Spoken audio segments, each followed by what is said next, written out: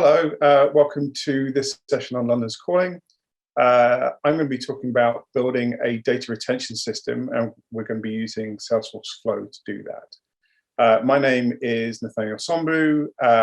You can connect with me on Twitter, on the Salesforce community, and my handle on all social media is nsombu.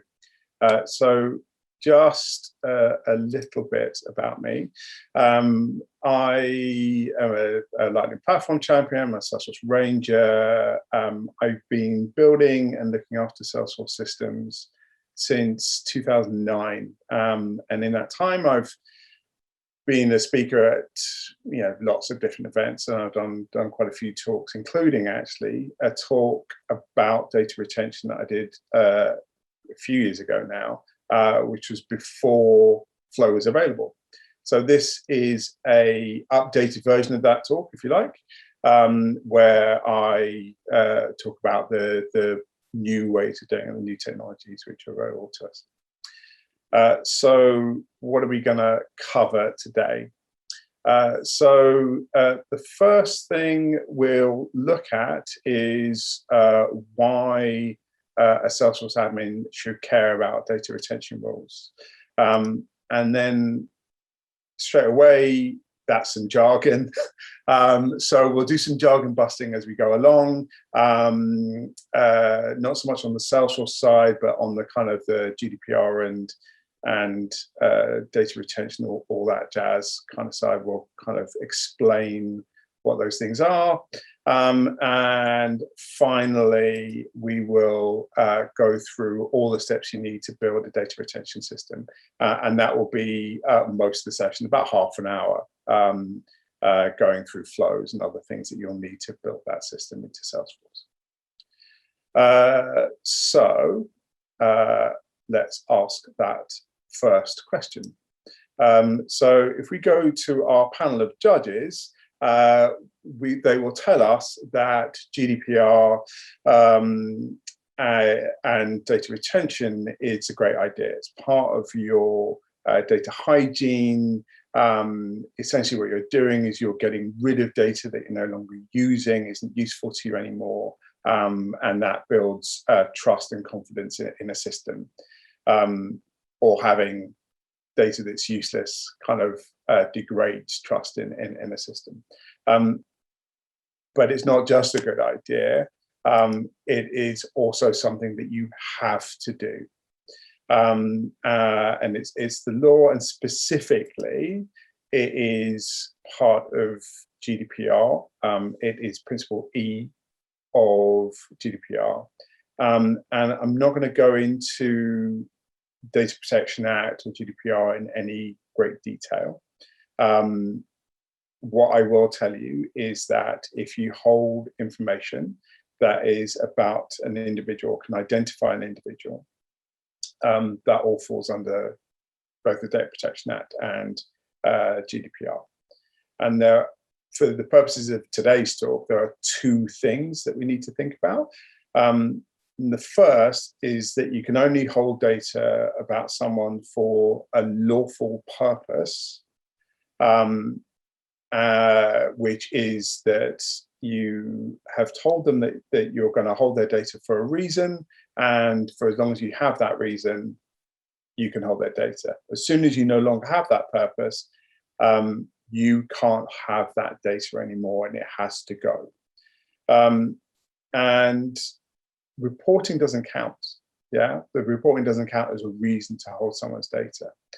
So for a Salesforce admin, when we start talking about a lawful purpose, which is also sometimes also called a legitimate interest, because jargon, that is about having a business process like case management or email management or something like that.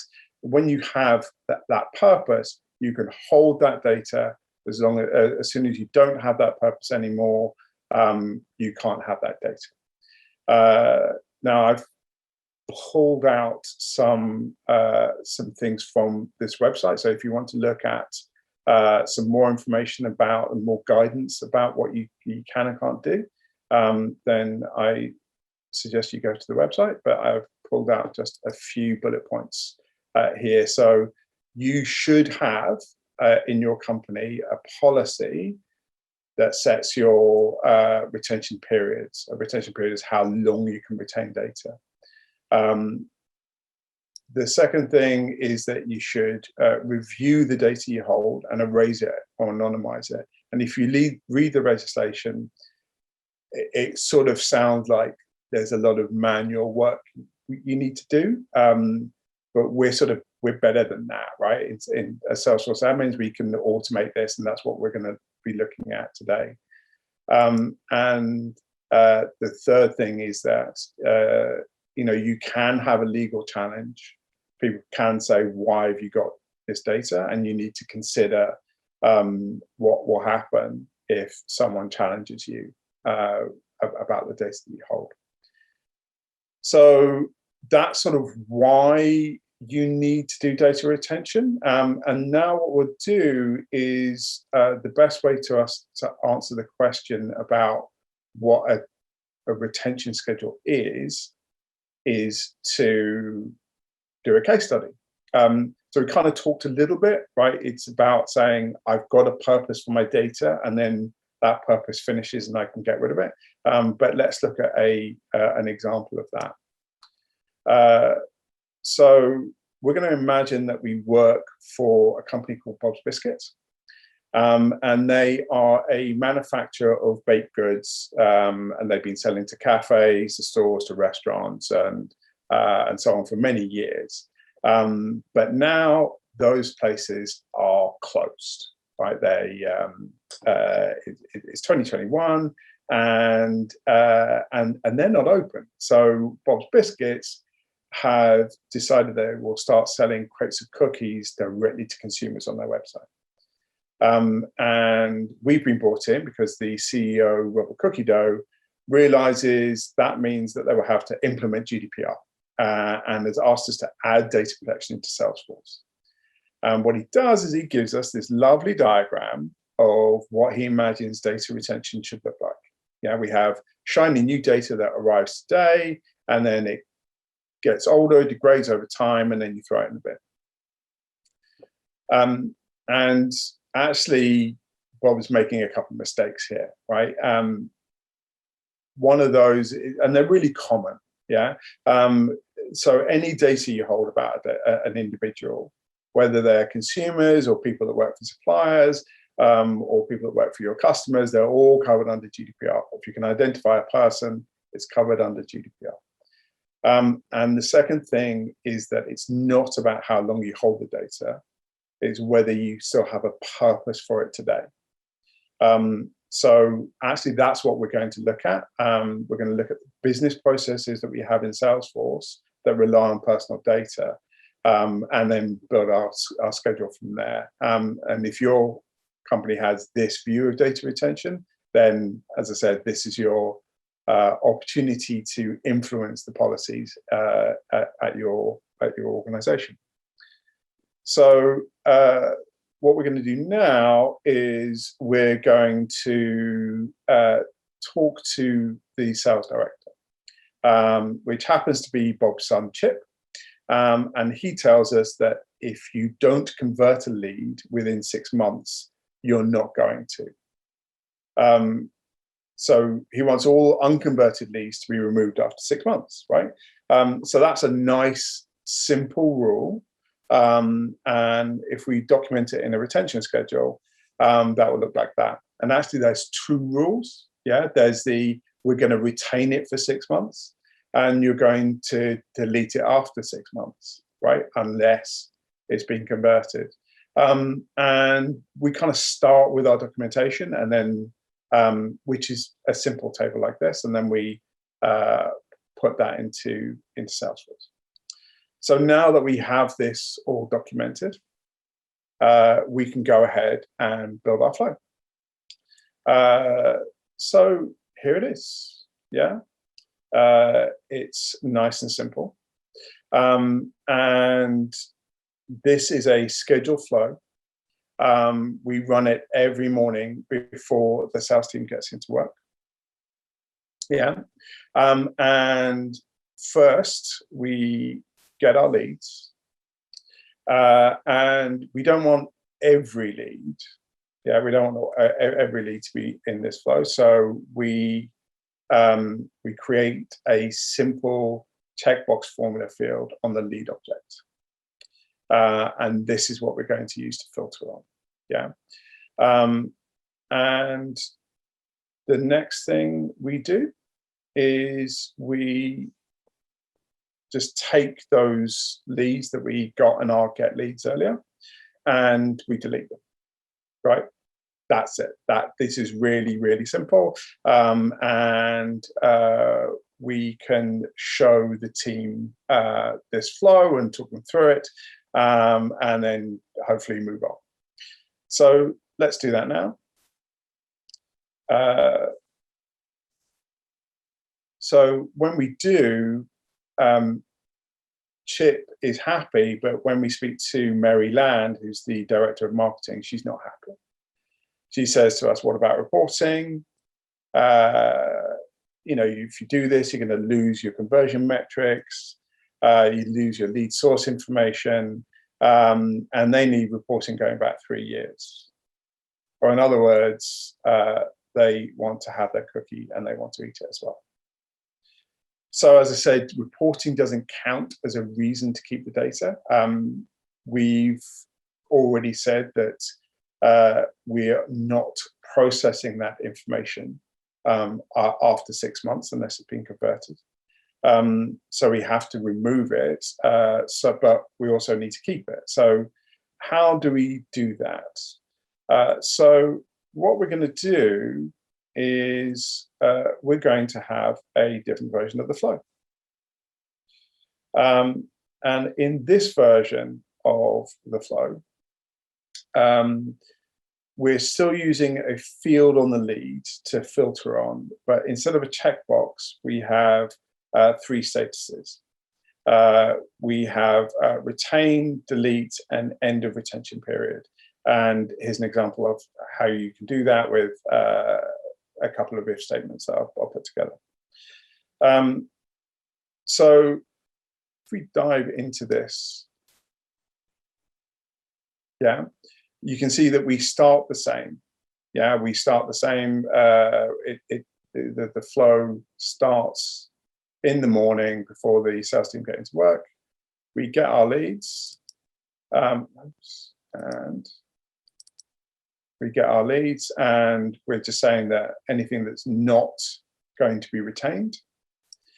And after we do that, we loop over those leads, right? So we're going to loop over everything that we've gotten before. And then for each lead, we look at that status field and say, are we at the end of the retention period? So we're going to anonymize them. Or are we just going to, is deletion due, in which case we're going to delete them.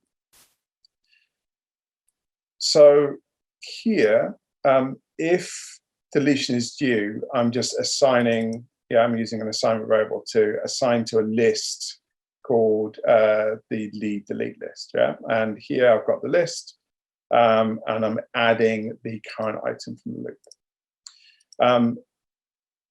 I'm going to do the same thing. I'm adding to a list on the anonymization, but before I do that, I'm going to assign some values. So this is how I anonymize my fields. And I basically go through the fields that can contain personal information, and I replace those fields with a different value. So I've done my first name, and I've done my last name already. So if I carry on, I go to my assignment and I say, get the current item from the loop. I go to something like the address, and I'm going to replace it. So I've got a couple of options here. I can just use this global constant, which comes with the flow, just to put in an empty string, which is nothing at all.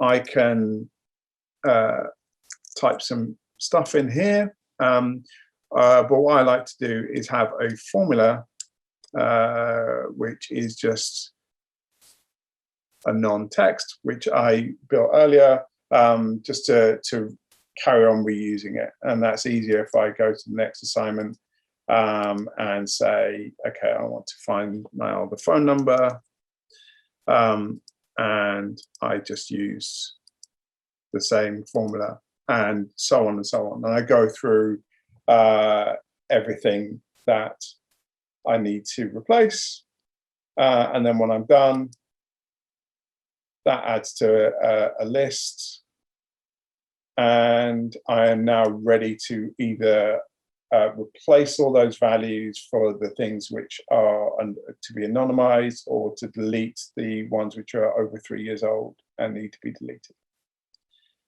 So here I'm doing a cheeky little count, yes, where I have a number variable, which I've called count of least to delete or count of least to anonymize, and they equal the count of what is in those lists. And then I come to a decision about, is there anything to delete, in which case I delete from the list, or is there anything to anonymize, in which case I anonymize from the list that we created earlier. So, actually, I'm not going to leave that. So I can show that to the team, and they're much happier. And you'll notice that really what's happening is I'm controlling how long it is between the creation and when I anonymize the values, and how long it is between anonymizing and deleting those records within this formula. So I now can say that I can show that to the team, and we have 3 rules. Yeah, we've got the anonymize 6 months after the created date. We've got retain for 6 months after the created date, and we've got you delete 3 years after it was anonymized. And I've added another field, which is the anonymized date, which I stamp the value in my assignment when I anonymize the record. So that's us for leads. The team's very happy with that. And then we take exactly the same approach with contacts. So if we look at that now, you can see that there are a few more reasons why we need to retain contact information. And we start and finish by having information that's on the contact itself. And you see that here, to make it easier for us to document and to build something afterwards, I'm kind of specifying the data point that we are going to use to determine whether or not to keep the record. Yeah. So we've got the last activity, we've got the created date, we've got things like have we won an opportunity, or is an opportunity still open?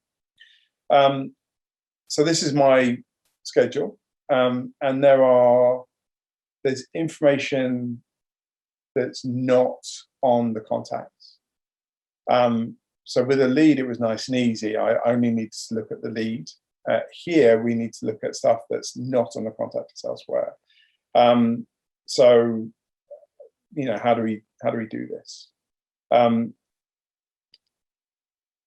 So this is my contact deletion recipe, and there's actually always more than one way to do things in Salesforce. And I'm going to show you this method, and I'm going to spend more time looking at this method than the other method, because for most people, for most organizations, the all-in-one method is fine. Yeah. But, you know, you may find that there's some instances when you won't be able to use this method, and we'll come to that afterwards. So in this method, what we're going to do is we're going to start by getting a list of things that we want to delete. On our schedule, you'll notice that if you put in a contact and you haven't used it, you haven't updated it, there's no activity for it for 6 months, it just gets deleted. Okay, so we're kind of saying that's our starting point. Contact any data that gets put in and not updated, we're just going to delete it.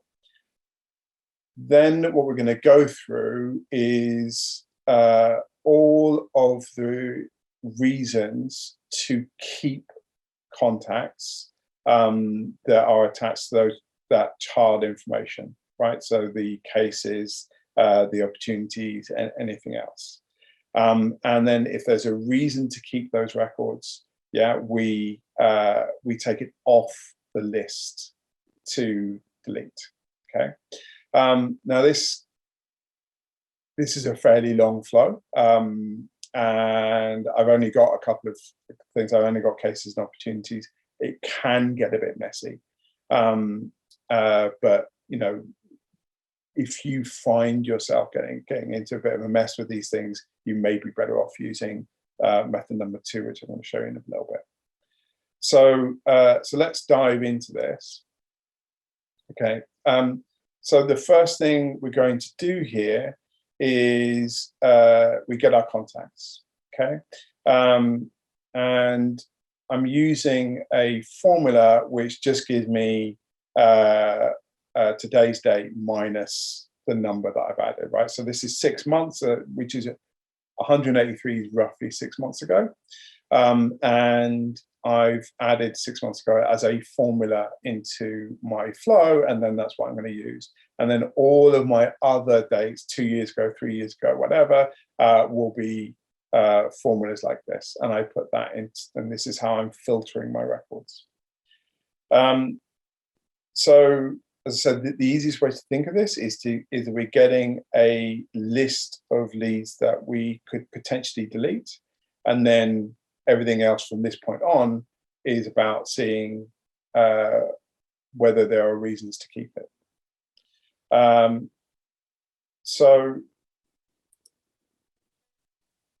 the next thing we're going to do is we're going to loop over those records, and then we assign it to a list of contacts. Okay, and that loop and assignment is very much the same thing we did in the leads.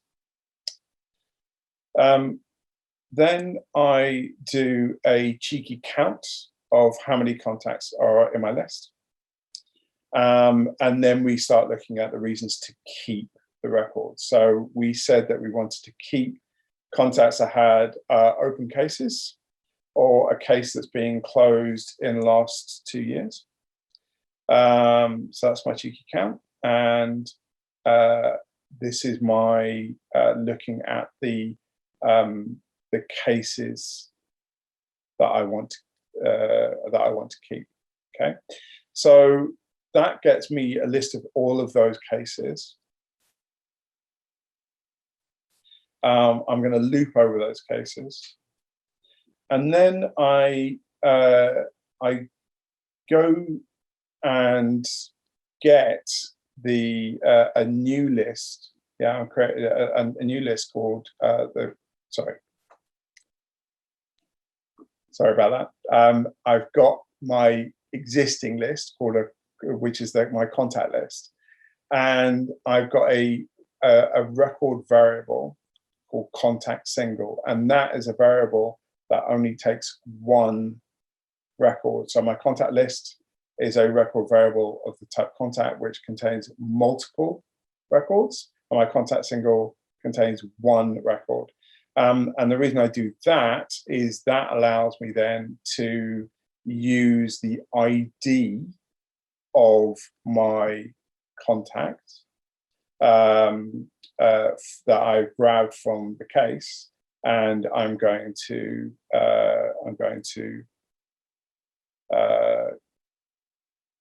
did this the wrong way around. So I'm grabbing the ID of the contact and I'm popping it into, I'm popping the current item from the loop into that contact ID, and then I take that contact single and remove it from the list.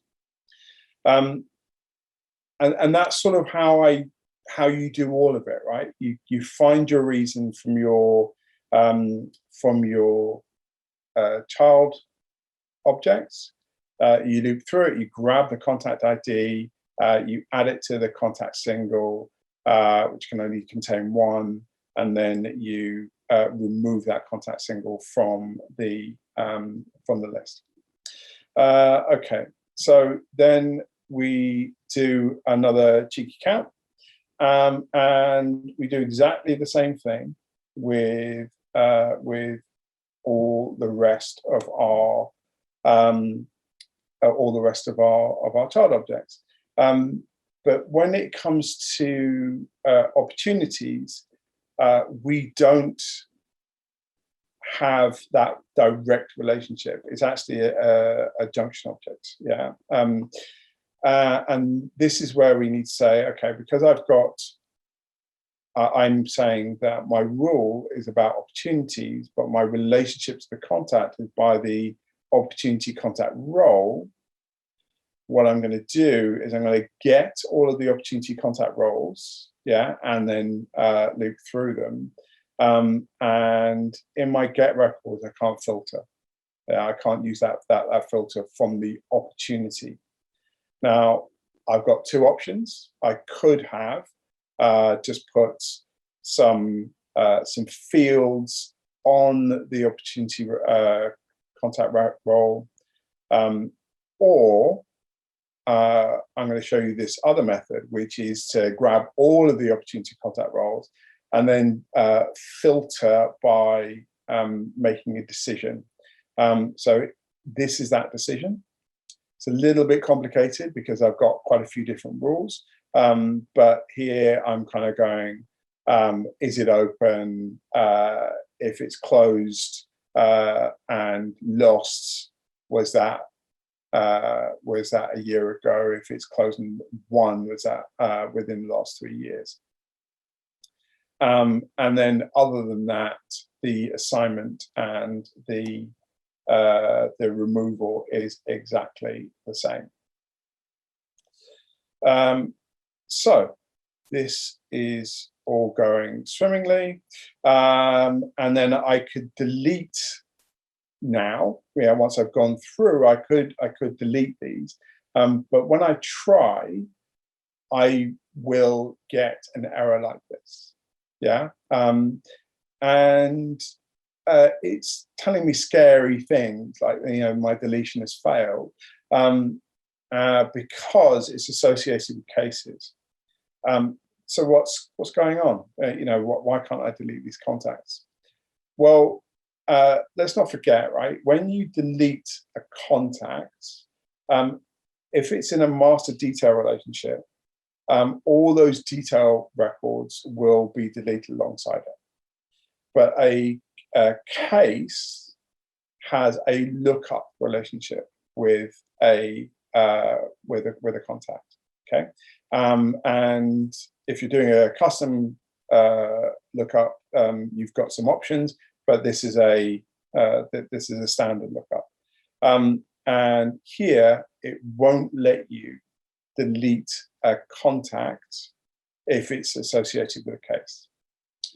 And we've got some options, and actually this is where you see the differences between B2B and B2C, kind of.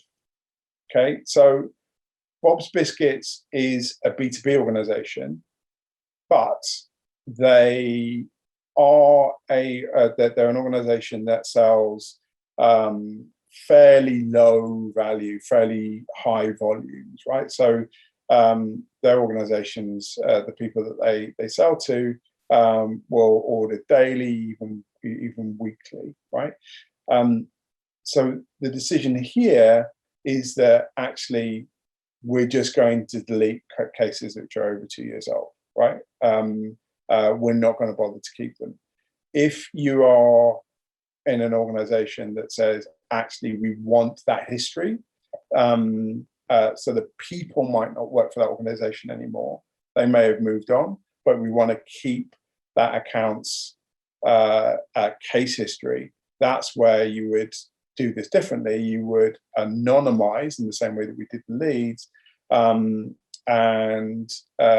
then the cases would be associated with an anonymous person. You'd still know their job title and that they raised a case, but you wouldn't have the details of who they are, of their name and stuff like that.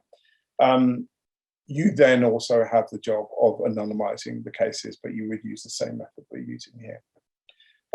So here we're going to anonymize our, we're going to not anonymize, we're going to delete our contacts and delete our cases before we do that.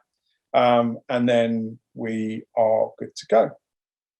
And then that's my little block there of what I've added in because I had these errors. So why do I have these counts after every loop? You've probably seen that I don't use those in my deletion, and the reason for that is you do need to debug. Now, there's a debug on Canvas button now, which is available on your flow. So when I do debug on Canvas, I'm just going to look for the end of every loop.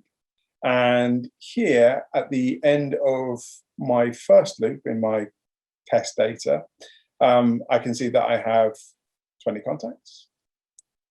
And then I look at the end of my next loop, which is where after I have gone through my opportunity contacts, I have 16.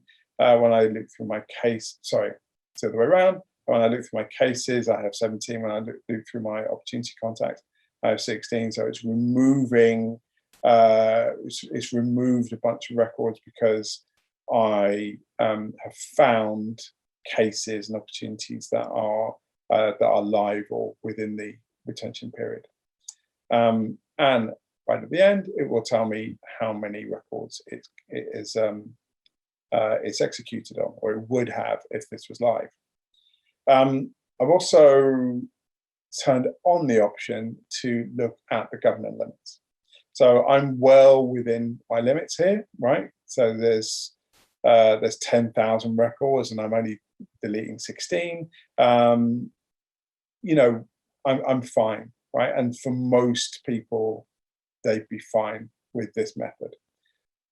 However, if you are over the limit, or if you find yourself getting messier and messier, you will probably find that you need to try a different method.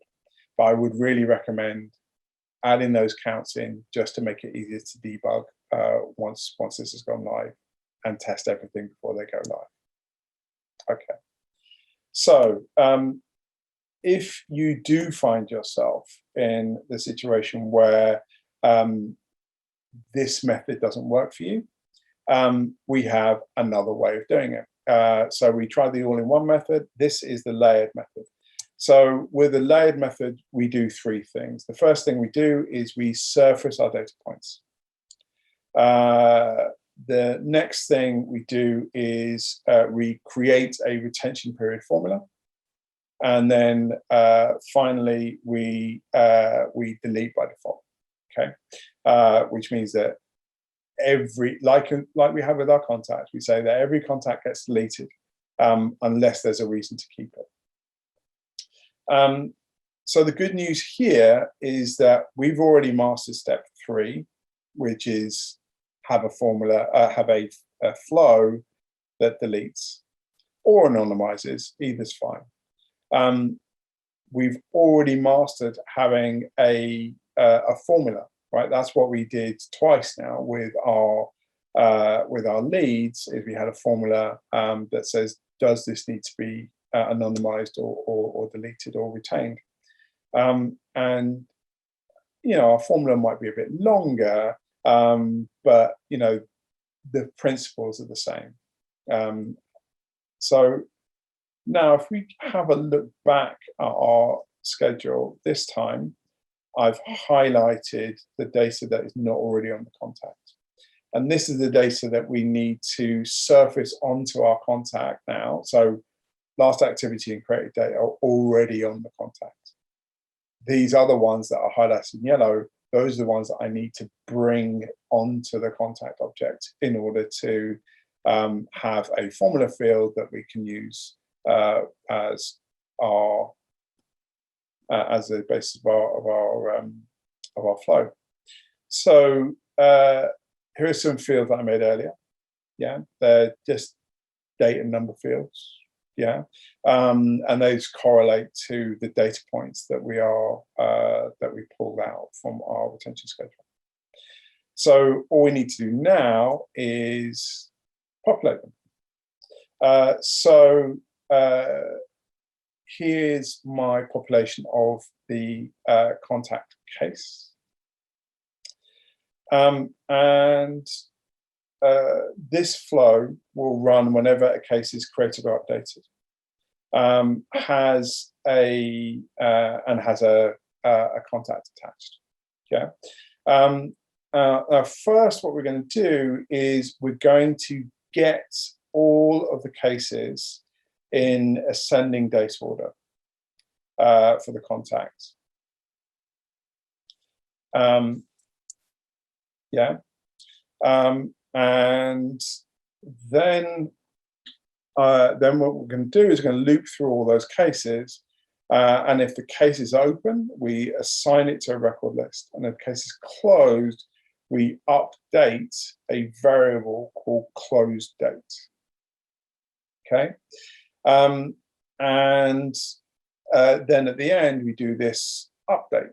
Right, we're going to update our contacts. Now, if you remember, when we got our get records, we went through them in ascending order.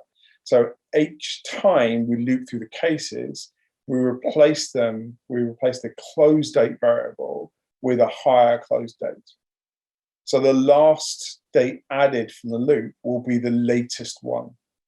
Okay, so we're popping in two variables to update our contacts. We're getting the count of the open cases, and we're getting the highest closed dates, and we're going to do that. So every time a case is updated or changed, or a new case is created, we are grabbing the cases which are available, and we're popping it into the popping that into the contact information. So that's great. We're sort of halfway through creating our fields. So I'm just going to switch focus back to the retention formula, and this is it. If you're new to Salesforce formulas, this may be a bit intimidating, so let's break it up. So what we do is we start with the if statement, and this returns either the text retain or deletion is due. Yeah, and that's the text we're going to use in the criteria of our flow.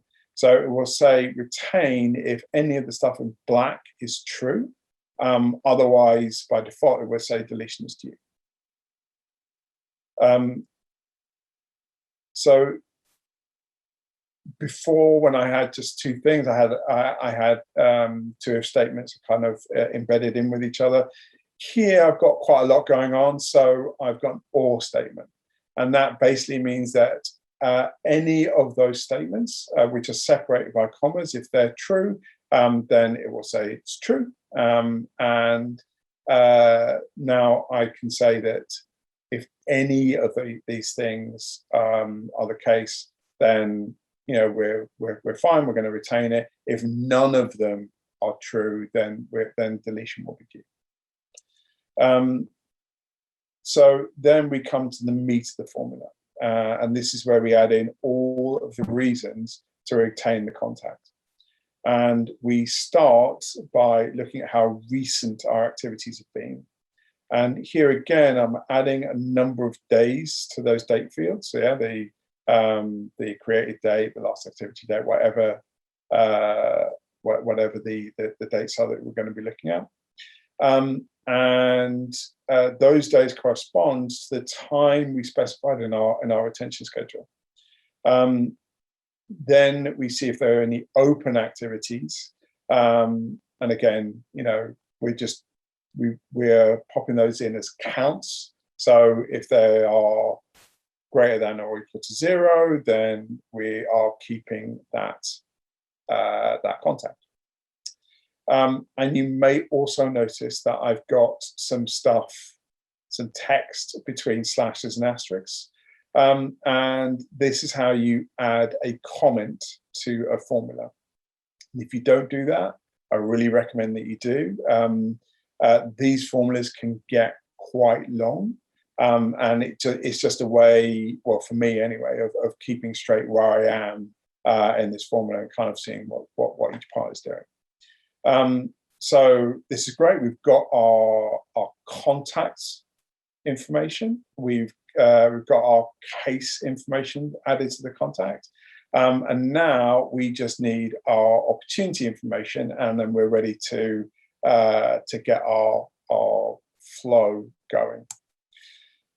So I'm going to do a very similar thing to what I was doing before with the cases. It almost looks exactly the same, but now every time I add a contact, an opportunity contact role, I am getting my opportunity contact role records, and then I am looping through those opportunities.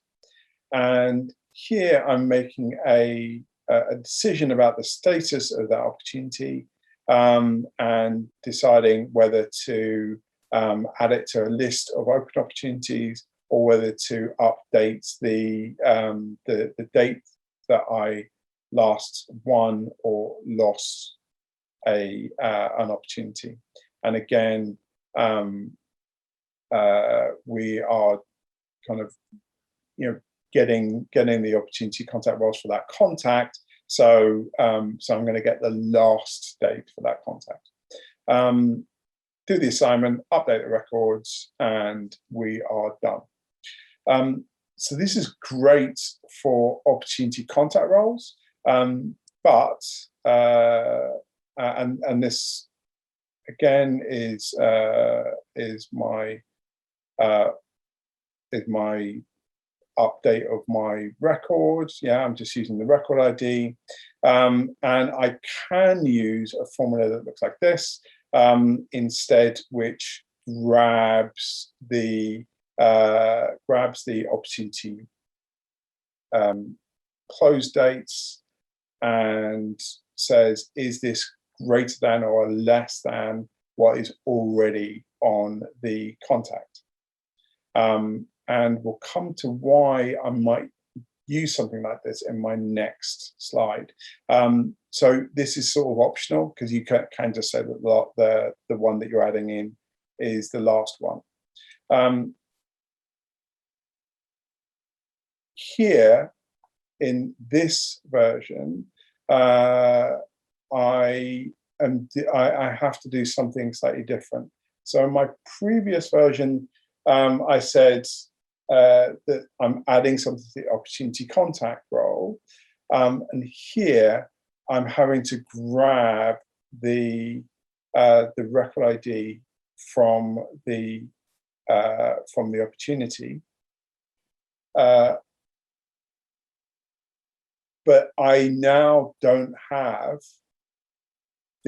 all of the contacts. Yeah, I'm grabbing the opportunity and grabbing the opportunity contact role and looping through all of those contacts.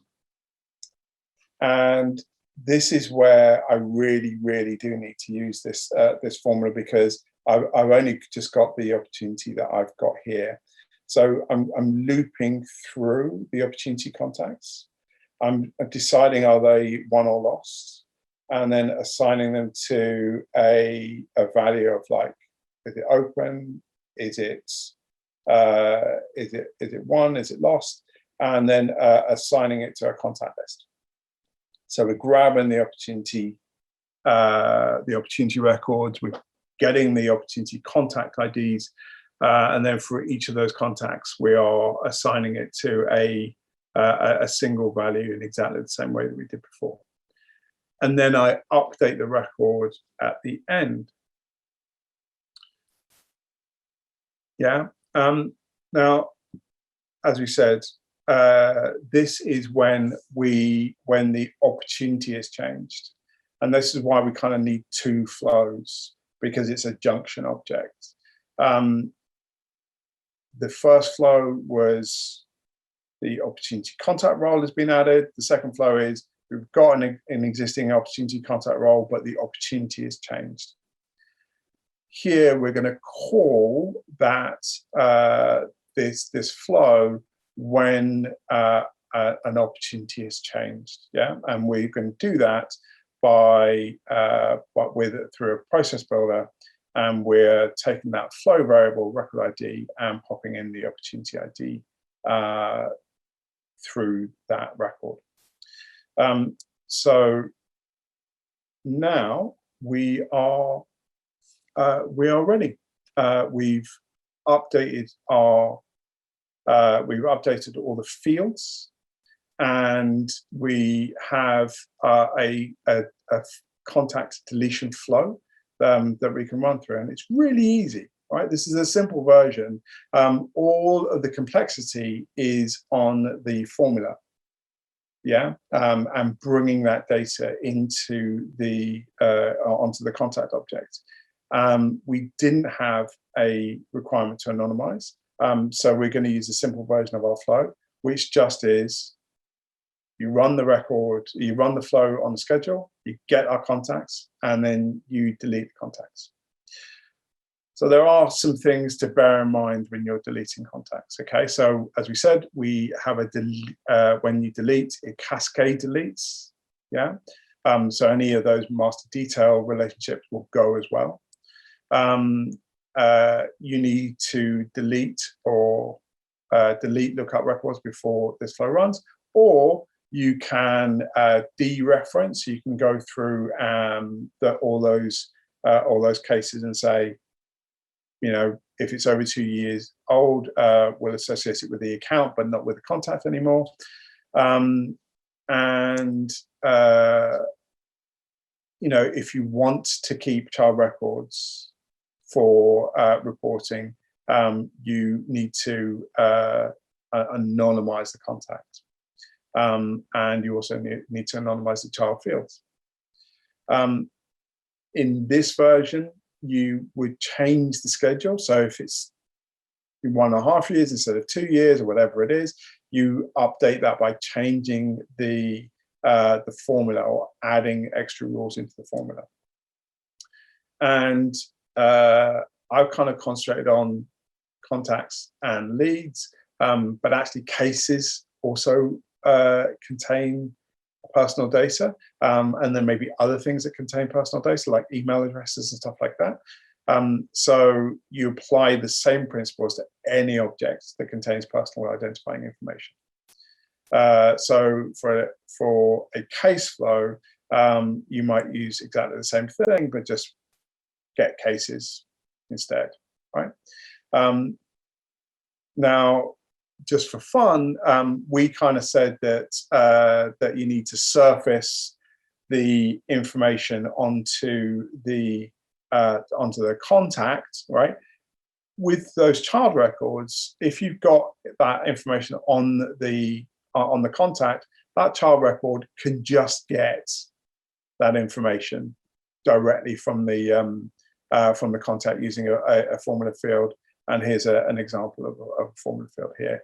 I'm running this an hour before the contact one, So the cases will get removed or anonymized an hour before the contact flow runs.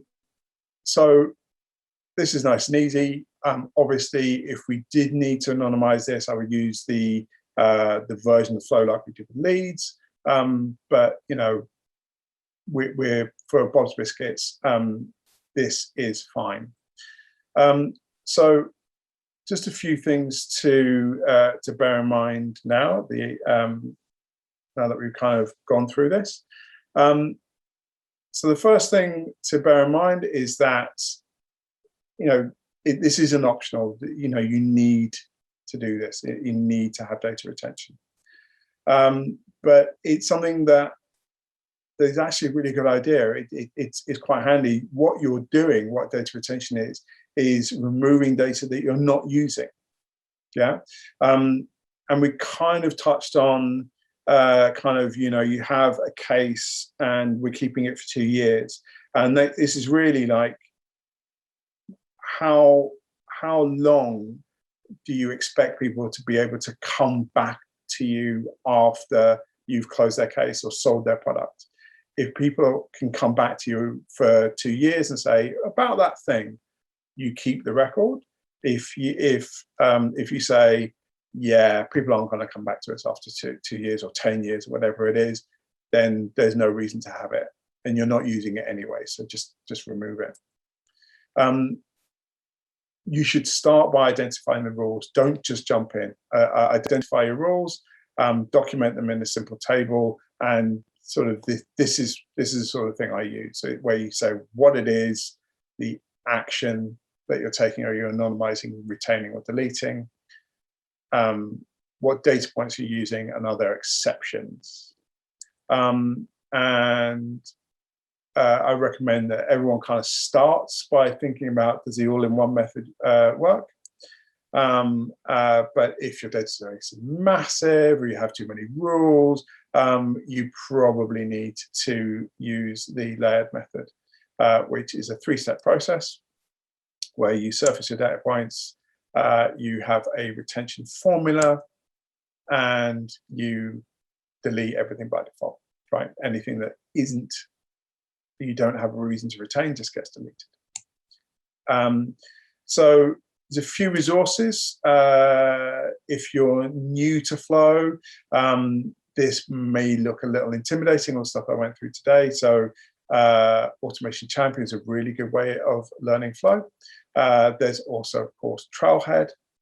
And a lot of the stuff that I did to surface the information onto the contact is very similar to what's happening when you use a flow builder to create a roll-up summary field. So if you want to look at that particular use case, then there's this great resource there on the Salesforce admin blog. And yes, you will need to learn how to do formulas, but there's obviously a trailhead for that as well. And then finally, if you want to learn more about data protection and GDPR, then the ICO website's a great place to look at. They do give you a lot of information. So I'm going to sign off now. Thank you for listening. And again, you can ask me questions on the Q&A. You can heckle me or compliment me on the Trailblazer community or on Twitter. My handle is nsombu. Thank you very much.